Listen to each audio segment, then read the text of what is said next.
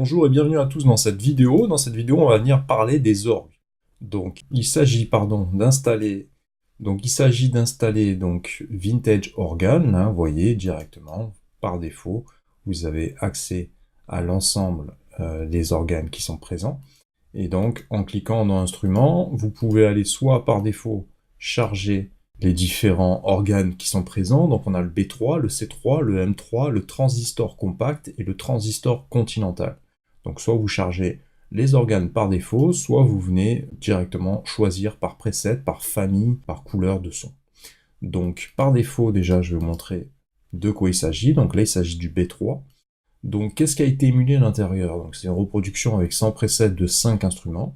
Donc c'est vraiment, voilà, on est vraiment dans la reproduction légendaire des anciens orgues qui ont fait voilà, tous les beaux jours des années fin de la musique jazz et compagnie. Donc on a le Hammond B3, donc qui est un orgue à tirette, hein, c'est le plus renommé de tous les temps, c'est un vrai classique, vraiment un son très particulier. On a le Hammond C3, donc c'est une variation du B3, hein, c'est un modèle qui est un peu plus rétréci, qui a des tonalités qui sont, certaines subtilités qui lui sont propres. On a un Baby B3, qui est la version B3 en plus petit encore une fois, donc c'est un modèle de salon qui était plus accessible à l'époque. On n'avait pas le fallback, on a un son qui est beaucoup plus clair, et on a moins de corps forcément, puisque l'instrument est plus petit, moins de bas.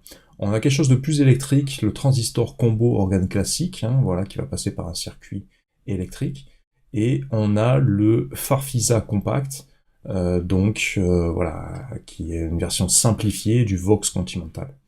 Donc c'est un classique également, vous pouvez passer en revue les différents orgues qui sont présents à l'intérieur. Donc moi je suis venu charger le B3, donc je vais venir passer en revue les différents sons, pour que vous puissiez voir de quoi il s'agit. Je vais boucler quelque chose qui n'a ni queue ni tête, c'est juste pour l'exemple. Donc là on a une représentation graphique à l'intérieur du modèle B3, donc en cliquant directement à gauche. Ici, on a donc accès aux tirettes, on a accès aux réglages de percussion, au mode, au preset et au vibrato, voilà, avec un réglage bien précis de tous les côtés. On a un réglage d'amplification et on a un réglage de setting également. Donc je vais venir vous charger les autres pour que vous puissiez voir de quoi il s'agit. Le C3, le M3, avec la sonorité différente à chaque fois. Un transistor compact. Oui. Le visuel est très différent, beaucoup plus moderne. Et le transistor continental. Ouais, vous voyez qu'on est encore sur autre chose. Donc on a accès à un petit peu moins de réglages hein, sur ces modèles-là. Pas de setting de ce côté-ci. Et là, pareil, on a accès à un peu plus de réglages encore une fois. Donc les presets, c'est classé par style de musique. Donc allons voir ce qui se passe du côté du jazz. Vous voyez qu'il y a un peu plus de vibrato, là il y a des sons bien spécifiques qui sont chargés. Vous voyez, ça permet d'avoir des sonorités qui sont vraiment très complexes et très différentes. Pareil, c'est un son qui est très travaillé. Et vous pouvez reconnaître certains noms de presets, voilà, qui est adapté de classiques. Donc comment ça se passe? Là on a différents trous, donc on peut régler voilà, différentes longueurs de tirettes pour modifier le son directement. Donc au niveau du fonctionnement, si je passe sur les grandes familles,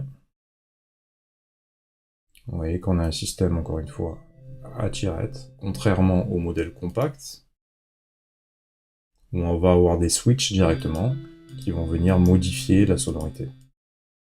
Donc c'est un système de fabrication, voilà, de construction de son qui est différent en fonction de chaque modèle. On va revenir sur un modèle classique.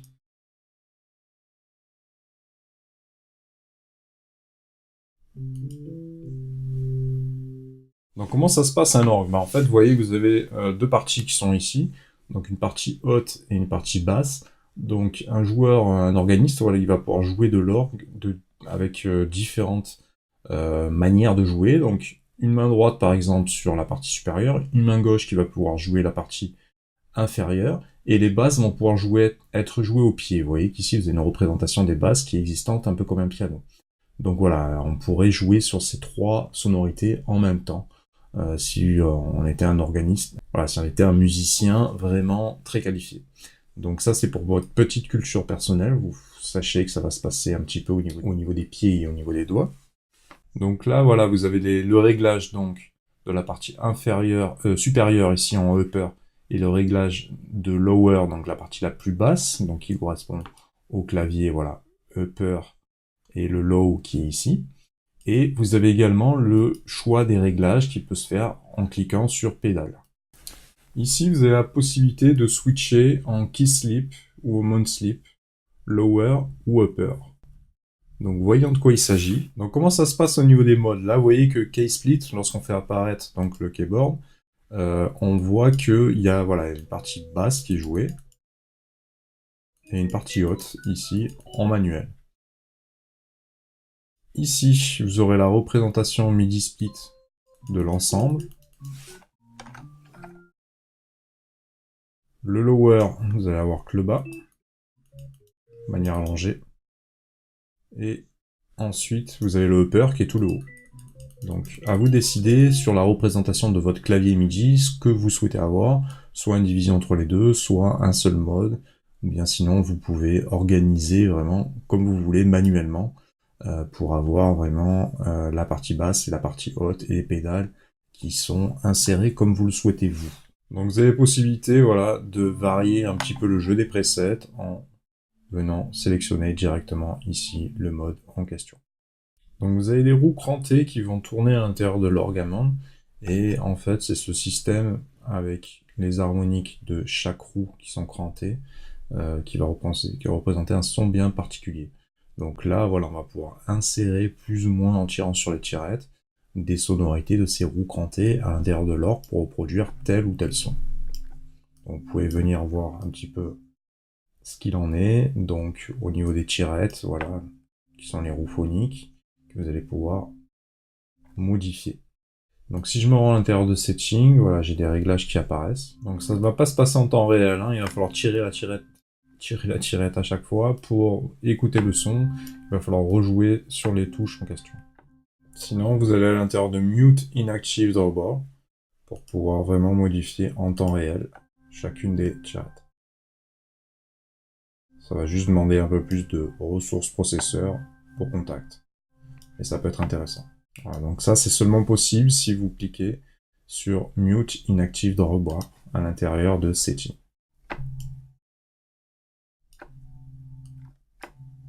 Et là, j'ai les harmonies qui vont apparaître petit à petit. Donc, vous voyez que les harmonies qui arrivent progressivement en fonction des tirettes qui vont être plus ou moins ouvertes. On va venir contrôler les harmonies qu'on va rajouter pour vraiment fabriquer le son, la sonorité qu'on veut. C'est ça qui est agréable avec les orgues, c'est que vous allez pouvoir vraiment moduler le son